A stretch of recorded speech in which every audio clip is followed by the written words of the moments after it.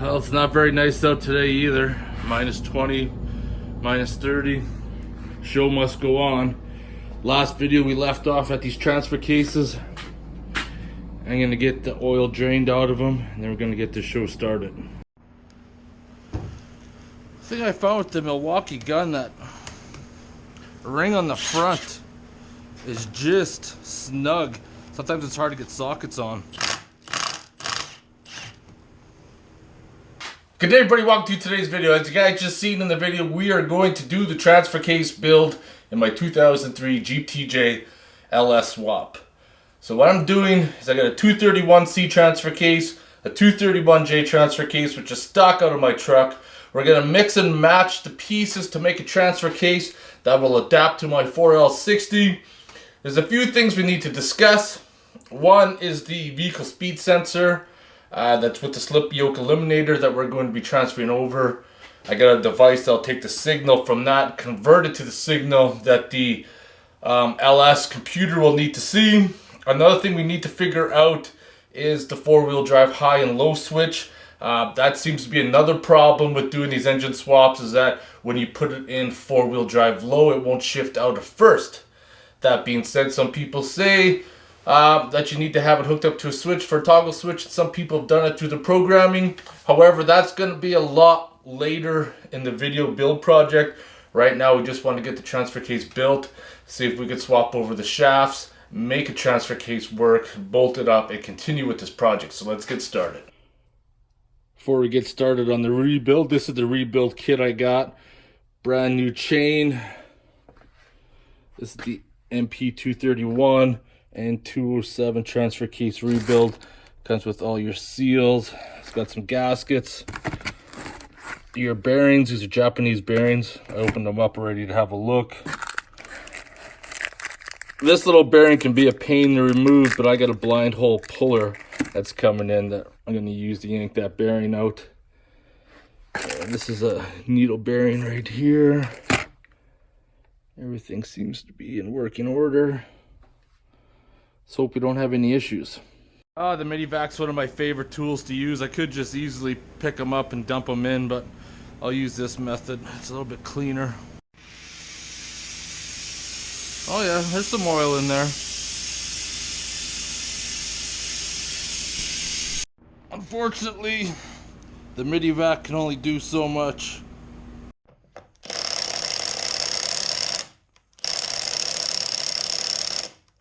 Gun doesn't have enough freaking power. Get on there. If you guys remember, when I rebuilt my transfer case a long time ago, I bought a special snap ring pliers for that. And they'll be buried somewhere in the abyss. Maybe I put them down in here.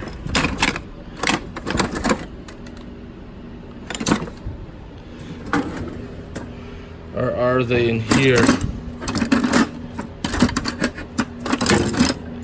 I know I have them somewhere. There they are in this drawer. Sometimes it may come off easy. Sometimes it may not. Right now, she's being stubborn. So I'm going to try to hook it with a pick or screwdriver. Try to get this thing split.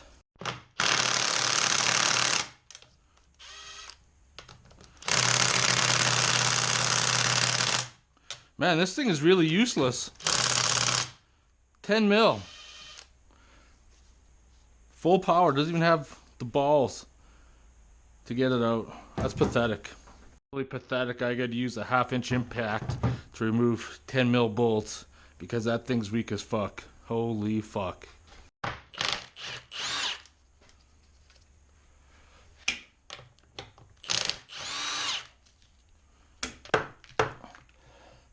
Really glued down, just destroying my hammer too, for frig's sakes. Get something with some leverage. Big Bertha here.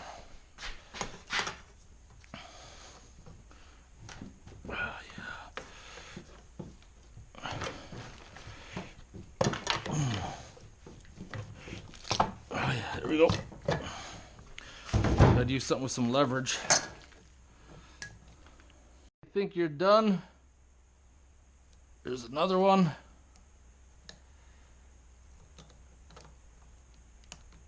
Come on. Why are you stuck in there? Come on. Come on, you bastard. Look at all that crap in there. That's not good. Something shredded in there.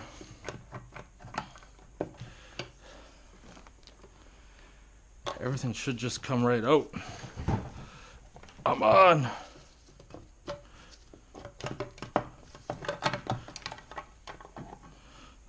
Come on. There we go. Feed her on the oil pump there.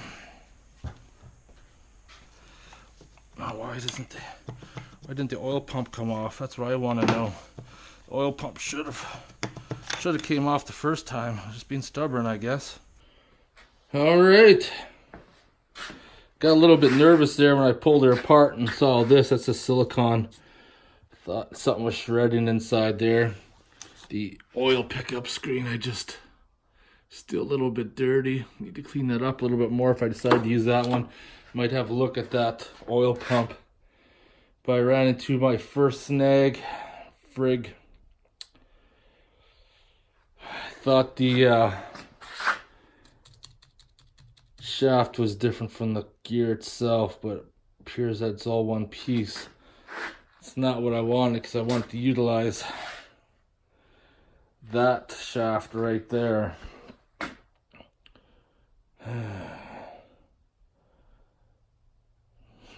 I gotta figure something out now. I gotta get it all apart, but that's where we're at.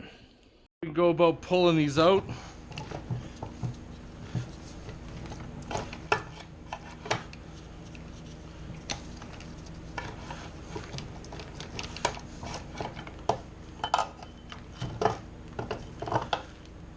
Get that off. Pull the chain.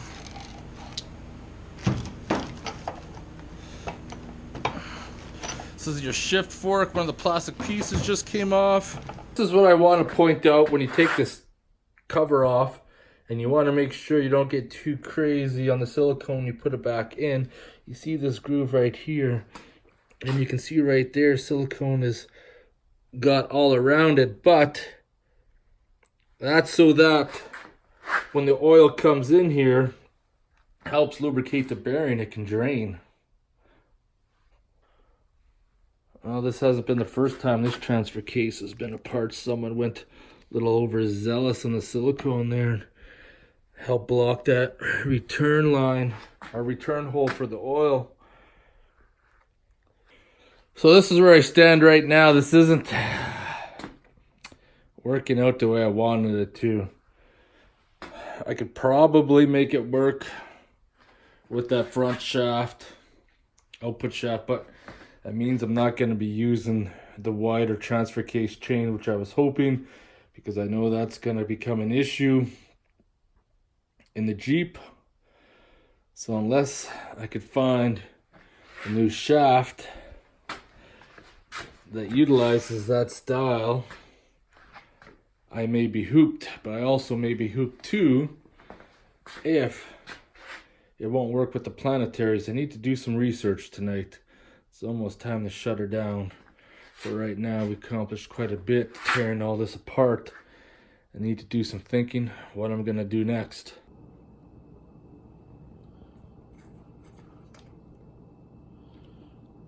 You're such a weirdo. What are you doing? What are you doing? You just let that thing hit you in the face?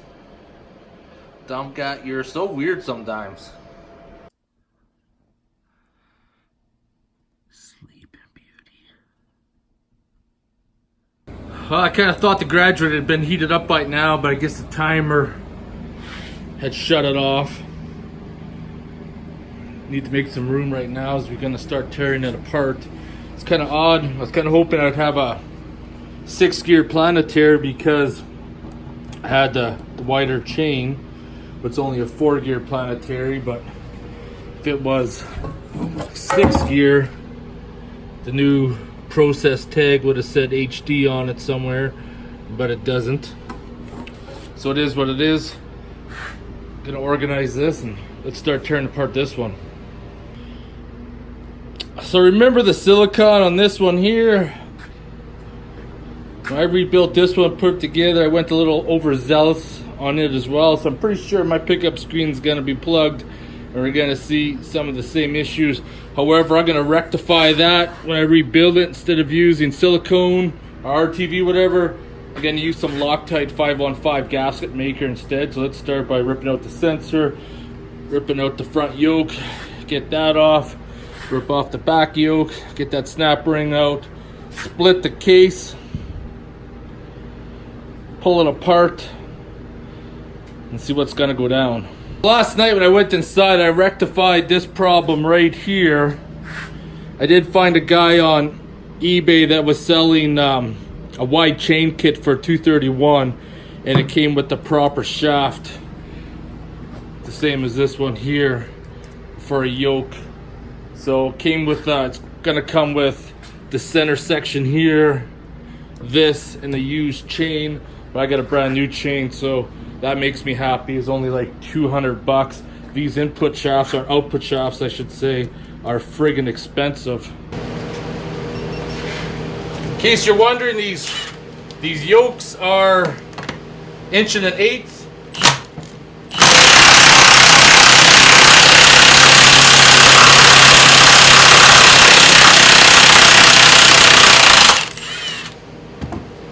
Milwaukee gun just rips. There's no denying that. And that nut is hot. Hot. We're gonna very carefully slide that out. The speed sensor, it's different from the one on the 231 Chevy. And once you pull that off, it'll just pull out, but be careful with it. It's got a plastic gear. Plastic gear definitely has some damage to it. We're gonna have to look inside. Key to getting the seal off is be able to tap it out somewhat at an angle at the same time. Being stubborn, you can get creative. Vice grips and a hammer sometimes help you out. And this one here, I can tell this one's a lot more stubborn than the other one. It's coming though. It's coming. I think if I get it one more on this side here. See? Got her out. Let's get this off and see the silicone mess.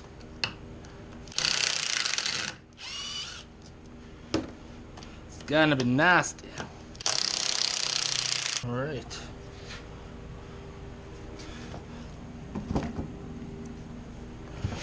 This one doesn't have the big tabs to pry off of, unfortunately.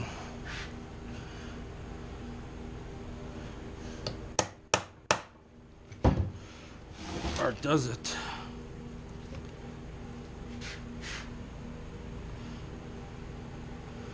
No, this one does not. Slip yoke eliminator was not made with those tabs.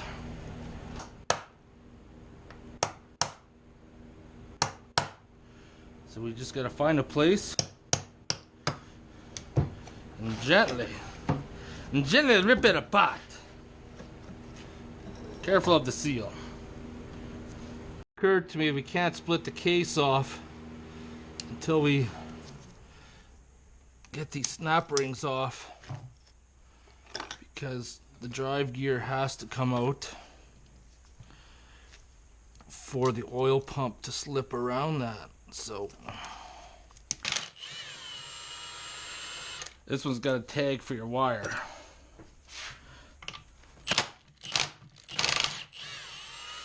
Held up by some fingers there.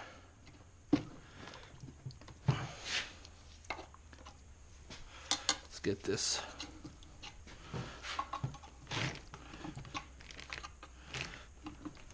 is holding you together. There we go. There we go. Come on. This one should come off. Same thing, oil pump. Pull the oil pump off. Pull the case apart. Now, how's my screen? How's my... Oh, you can see through it pretty good. I'll show you that in a second. Let's put the spring in there. Let's pull these gears out. And hopefully we will be good. Finish ripping this apart. Man, it's so weak. Up on this one. Does this one have one? Yeah, right there. Let's see if that hole's covered up like my other one was. Same thing. Yeah, that's what you gotta watch out for. Silicone getting around there.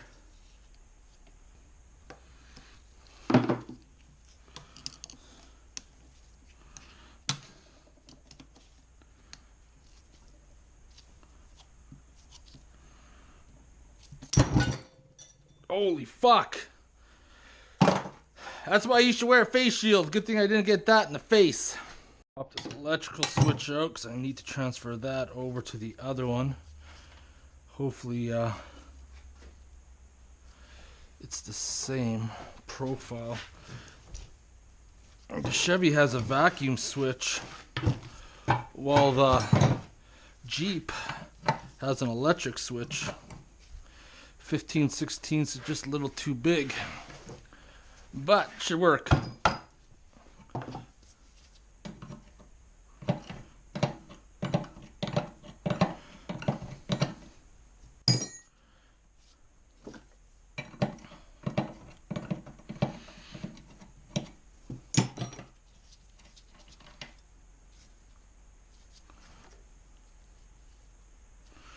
Will they thread in? Oh yeah, same profile, thank God. It's not too bad, it's a lot easier. Second one to take apart the Jeep one because I've already had it apart and didn't have all those foolish little snap rings.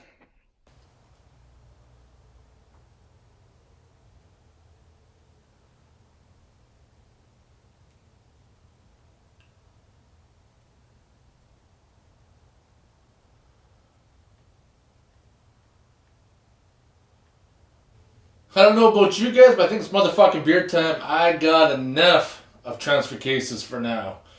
Next video, we're going to start rebuilding. Hopefully some parts come in so we can finish this project and move on. Alright, motherfucking beer time. Got some Hard Knocks Brewery out of Black Diamond, Alberta. This is Dusty Trail. It's an IPA, 6.2%.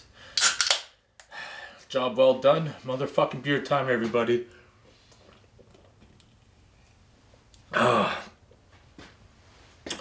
Moving along, that wide chain kit should be coming in with the proper front output shaft that we can utilize that for my build. And then one of the things we're going to do is that if you have an access, I believe it is, to an NP231, you can get a 6-gear planetary from there. But unfortunately, I'm not going to spend more money when I get 2 planetaries here. So the Jeep's got 3 planetary gears. The Chevy has 4. We're going to take apart the Jeep, take 2 planetary gears from the Jeep, put it in the Chevy. That's going to give me a 6 planetary system, 1.25 chain, slip yoke eliminator for the LS swap. That's going to make this bulletproof in my opinion. That's going to be pretty stoked to see this build happening. Lots of things coming up. So if you guys are not subscribed to my other channel, that's where all the DIY videos are, all the how-tos. In the vlogging channel, which you guys are watching right now, is not going to have in-depth. Everything's just going to show you basically some things that are going on. And the whole swap, every detail, everything that you need to know will be on the other channel. Anyways, this is not a bad beer. Hope you guys enjoyed the video. I'll see you guys in the next one. Motherfucking beer time. Hard Knocks Brewery, Dusty Trail IPA.